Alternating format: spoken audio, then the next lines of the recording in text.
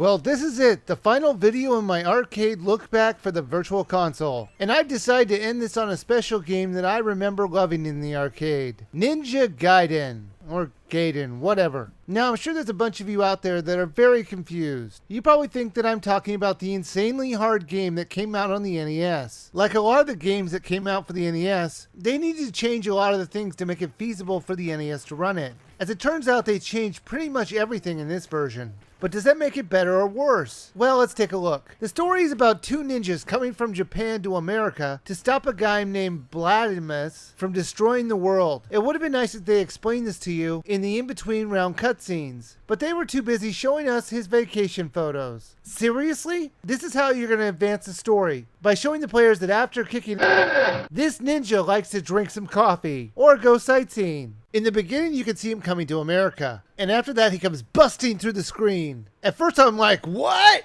Do you know how much that's going to cost me to fix that TV? Then I was just glad that it didn't actually happen. It was just some awesome effect that wasn't cheesy at all. Most of the enemies that you come up against are all Friday the 13th Jason ripoffs. It's silly. Like any non-crazy American would ever take on two ninjas with a bulky hockey mask on. The visibility on that thing must just be awful.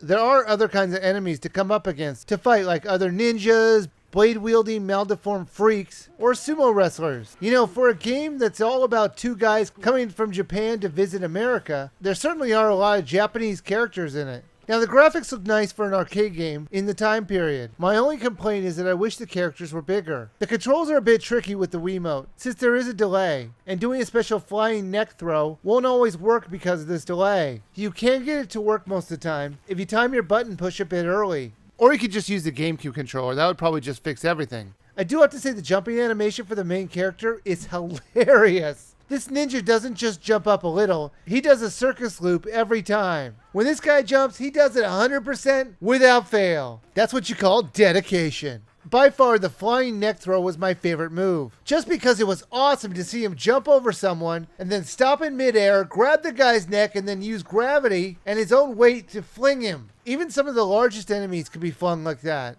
When I saw him throw a huge sumo wrestler, I was like, damn! One of the coolest things I found in this game, totally by accident, I think this is the first title to have a moonwalking ninja. That's right, work those dance moves! This is a beat 'em up, and you take on enemies until you kill them all, and then you move on to the next part of the level. They change things up a little by changing the place that you battle. They go to all the iconic places in America, like New York, Las Vegas, and Los Angeles. But it was amusing to see how the Japanese developers portrayed these locales. They were really over the top and ridiculous on the crime and the ugly looks of them, with the exception of LA, of course.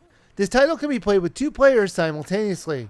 There are unlimited credits, so the game can be beaten with two players in about 30 minutes. If you're playing solo, it's a lot more challenging, since if you die, you start off at the beginning of the stage and not where you left off, like in two-player mode. This one, though, has to have one of the most disturbing continue screens I have ever seen in an arcade game. It's your character strapped down, surrounded by demons, about to get sliced in half by a buzzsaw. That's a nice way to guilt the players into playing again. And a quarter or this ninja gets slowly sliced in two. The only way this could be more screwed up was when the arcade machine hit zero, it would spray little mists of blood on you. Now, just like in 1942, you can adjust the screen size and the lives the characters have. Plus in this game, you could increase the amount of health you had. Ninja Gaiden was fun, even after 20 years. However, if you download this game expecting the same kind of experience that you had with the NES version, you'll be disappointed. It's not a side-scrolling action platformer. It's a side-scrolling beat-em-up, and it has a much slower pace than the NES version. But with that said, I do think it's worth the 600 Wii points. So download it now.